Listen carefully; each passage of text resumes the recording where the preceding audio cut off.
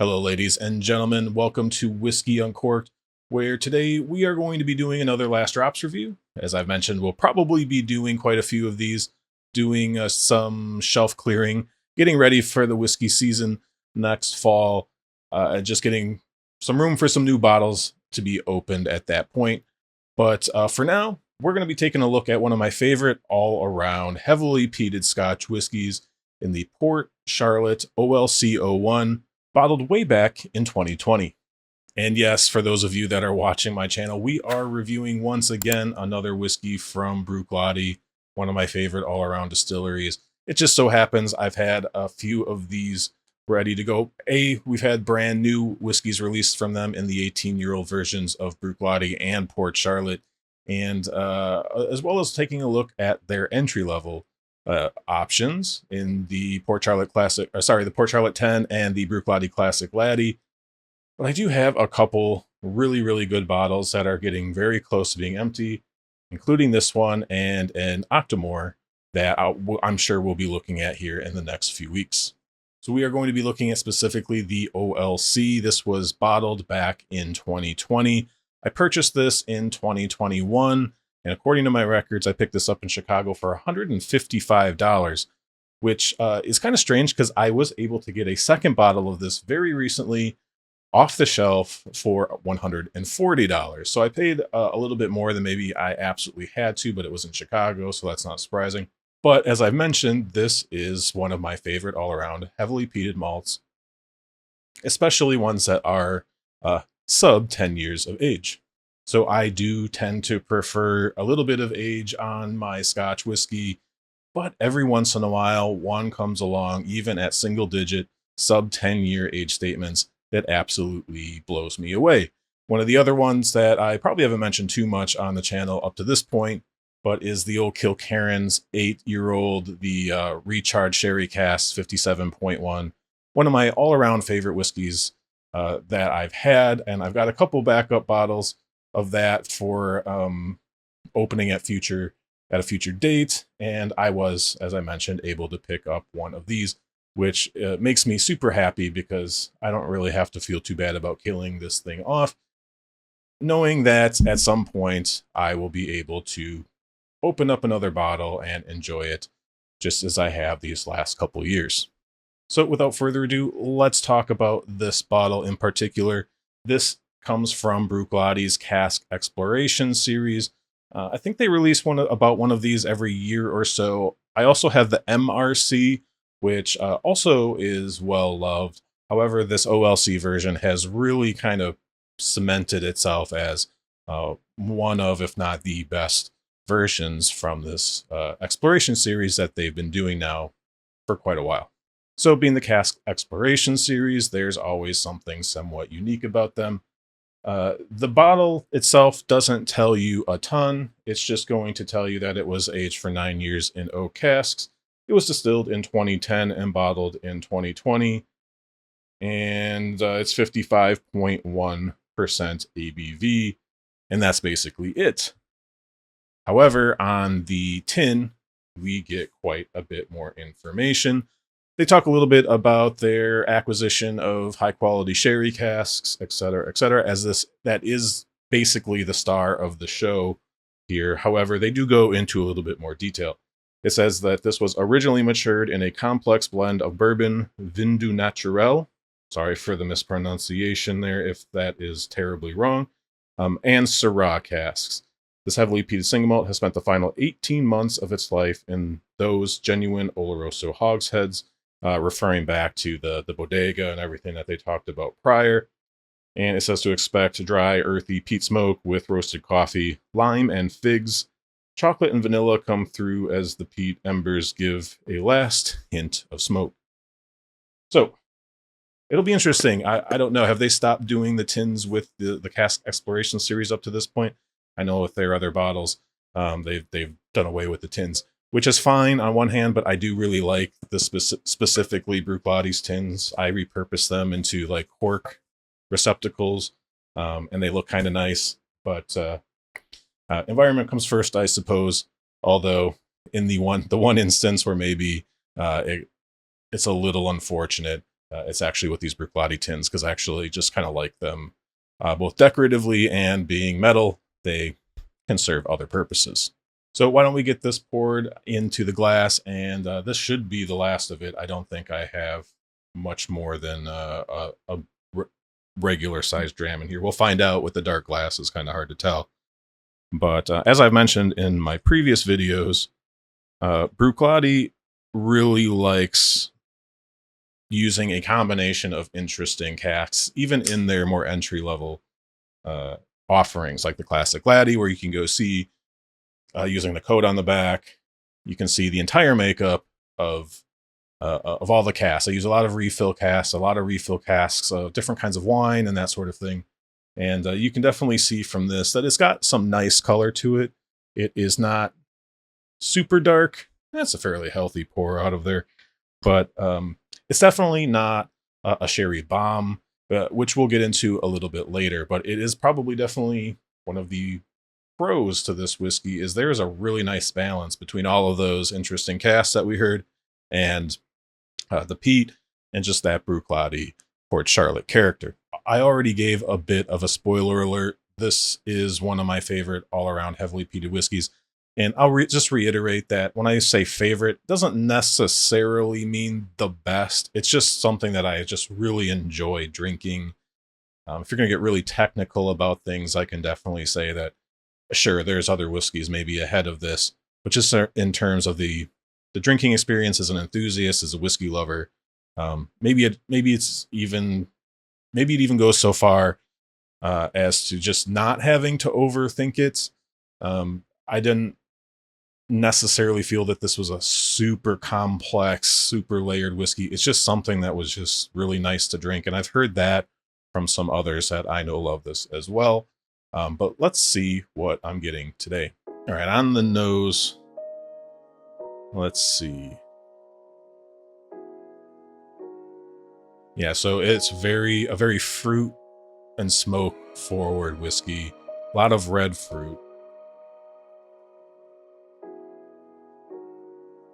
But we're not talking like the thick, super dried, heavy Oloroso sort of fruit that you possibly expect. There's a lot of layers. It's darker fruit for sure, but there's a little bit of a brightness, a little bit of a freshness there. Maybe more stewed fruit. There's a little bit of black pepper, a little bit of spice with it. You can definitely tell that probably some European oak or Spanish oak or something was used in these. It just has not quite herbal, maybe a little bit of herbal, but some of that black pepper, just the punch that you get out of it is there, but not singeing your nostrils or overwhelming anything. Again, like the number one experience that I could, or the number one qualifier that I can give to this whiskey now that I've basically had the entire bottle, is that it's balanced. You get a lot of things, but everything's in harmony. There is some Port Charlotte Bruichladdich character here, that lactic, cheesy quality that so many people and I have really come to learn to expect out of Port Charlotte. Immediately picked out the Port Charlotte 18 before we even started a blind just this past week, before I had one whiff of it as I was getting set up, and it was like, that's Port Charlotte. So I've definitely started to hone in on that specific note. It's in here, but again, pretty well balanced with everything else. I think the peat on this is actually fairly well reserved for only a 9-year-old Port Charlotte. I've definitely had Port Charlottes that have more of a punch. Now that could be just because this bottle has been open for a while. As I mentioned, I picked it up in 2021. I don't believe I waited too long to open this thing. So it probably has been open for at least 2 years at this point. That being said, the peat is fairly recognizable. Octomore peat I tend to pick up just as like a real smoky salty bacon.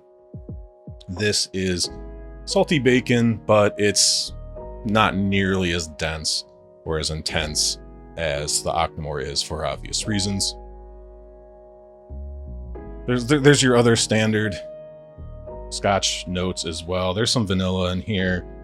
You get a little bit of malt. It hasn't been completely overpowered by the cask, but generally speaking, you're getting kind of that red fruit, that kind of peppery oak, and then the lightly porky, salty pork smoke. So I really like the nose. It's really nice.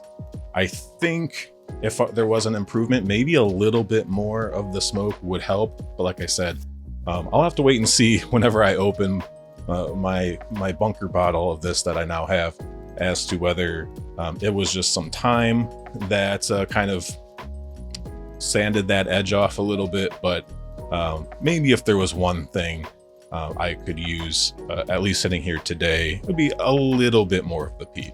All right, well, let's quit wasting time and see how this thing tastes. I already know it's going to be good, but let's see how it's hitting and how hard it's hitting today. Cheers.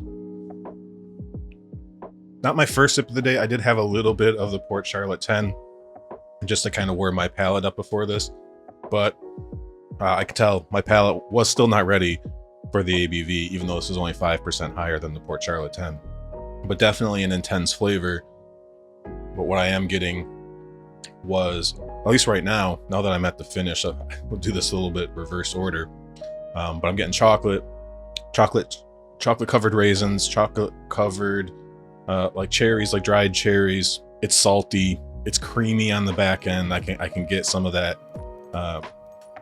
You can attribute it, I suppose, to the Bruichladdich lactic quality, but it's very creamy, a little bit of tang, a little bit of a Greek yogurt sort of vibe to it. But yeah, a lot of chocolate covered dried fruits, basically. I'm thinking like raisinets for sure. I don't eat them very often, but when I do, because I don't typically love just raisins, but anytime I do happen to eat some raisinets, I'm reminded as to how good they actually are. All right, let's take a second sip, see if I can pull a little bit more out of the front palate now that hopefully I've adjusted to the ABV just a little bit. Really nice caramel, some of that vanilla on the front palate. Decent mouthfeel, not super viscous, but it definitely has a mouth coating quality. It definitely sticks around, so no issues there. And then when you swallow it, you get that kind of bright, tangy lactic punch that you find on Bruichladdich all the time, or the Port Charlottes in particular. And then it goes into that chocolate covered dried fruit, chocolate covered raisins, etc. I think I've definitely had experiences where this was a little bit more rich, a little bit more decadent, but I think generally speaking, this is a probably pretty accurate representation of what my experiences are most of the time. And it's definitely a whiskey where the second it hits your tongue, you are having a full flavor experience from beginning to end. Finish is nice and long. It lingers. I really feel like I can continue to taste like a pretty accurate representation of the whole experience for quite a while. Not getting a ton of that spice, the pepper and the oak on the palate here. Maybe a touch kind of in the middle of the palate, right? Kind of after you swallow it, when it kind of crescendos, you're getting a little bit of pepperiness. But generally speaking, it's pretty even experience with a little bit of a spike is a strong word, but definitely has that crescendo in the middle of the palate. I'm gonna do one more sip just to see if I pick out anything else, and we'll see you on the other side. Cheers. With every sip, I'm getting more caramel up front and more salt on the palate. This has actually become more and more salty with every sip for sure, in a really nice way, in a way you almost would expect from a lot of Islay whiskeys, but definitely Port Charlotte, I feel, is really well known, to me at least, for a really nice salty punch. Combined with that, with caramel and chocolate, you're talking about some of my favorite things, and just enough fruit coming through to really keep things even without going too heavy-handed one way or the other. Again, the peat is definitely present. It's not the peatiest whiskey I've had. It's definitely not even maybe as strong on the peat as the Port Charlotte 10 that I had to do a little bit of a warm-up. But again, that could be a little bit of time. It could be the casks. But either way, I'm not really complaining too much. As I mentioned, this is one of my favorite all-around heavily peated whiskeys. I've just always really enjoyed basically every sip of this that I've had since I've opened it. I've had this on the MRC on my shelf. I know there's been like the PMC and the SC. I haven't bought those just because I already had these two open on my shelf, and I was taking my time going through them. Probably time for me to grab maybe the next one that comes out. Not sure. We'll have to see how I feel, but there's always so many whiskeys coming out. I know the new Carchus release from Lefroy is coming out. I won't go on that tangent. I'll try to keep this at least somewhat brief, but yeah, this is still all around one of my favorite heavily peated whiskeys that I've had on my shelf, period. Particularly when we're talking like single age stated, high strength, a little bit of cask influence, a decent amount of cask influence. I know that some people just really love like the really heavy sherry or whatever mixed with the peat, as do I. I like that as well, but I think for as good as those taste, something like this is maybe a little bit harder to achieve, where there's good balance all around. As I mentioned, I don't want to say this is a simple whiskey. That is not true, but everything is fairly straightforward. It's readable, but everything's in harmony. It's not hyper complex. It's not hyper simple. It's somewhere in between. It's easy to just kind of sit back and sip. There's some sweet flavors. There's a little bit of spice and bitterness in your fruit, and just that earthy peatiness, the saltiness. It just all works together.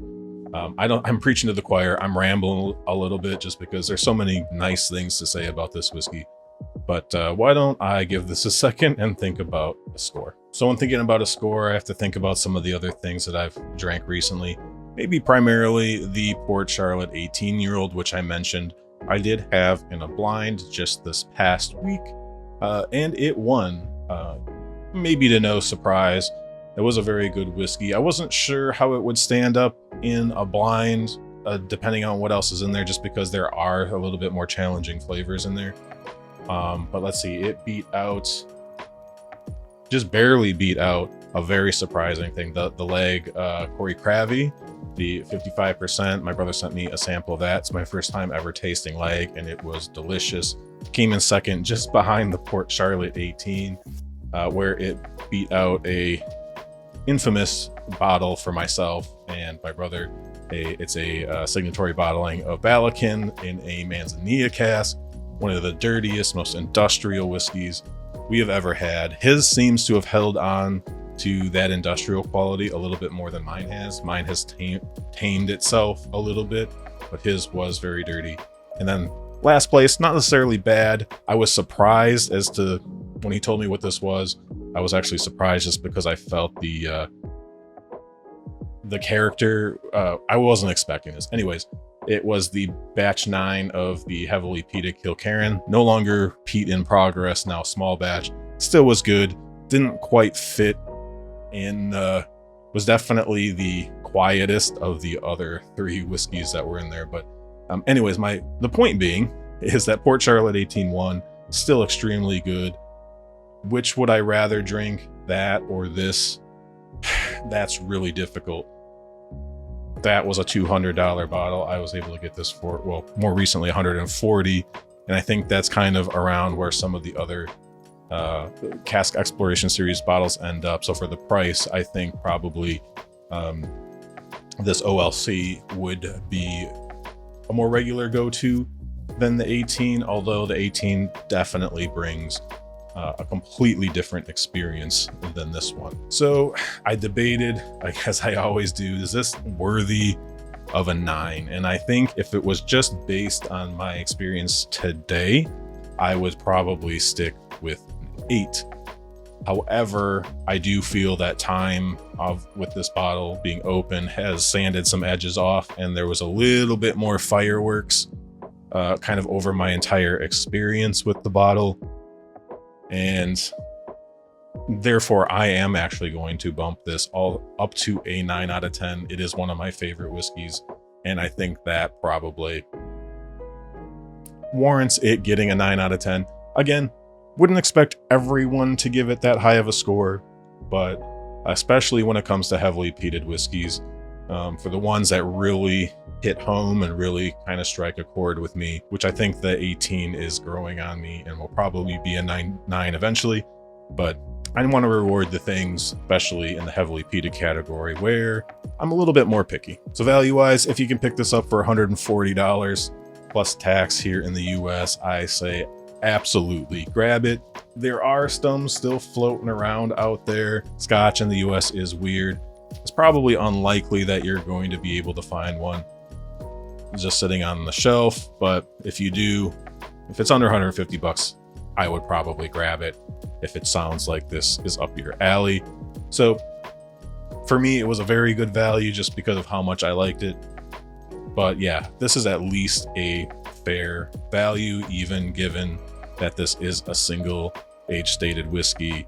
The casks that were used, the ABV, and just generally speaking, that it's going to be basically a one-of-a-kind thing. I'm not mad that this is over $100, approaching $150. It is pricey, but I'm certainly not disappointed in this, so much so that I picked up a second one. So I think that's going to do it for me today.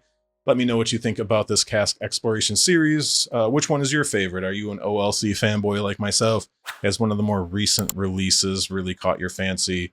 Anything I should keep my eye out for when it comes to these other bottlings? And as always, please leave a comment, like, and subscribe if you haven't already. Thank you so much, and we'll see you next week with another whiskey review here on Whiskey Uncorked. Cheers.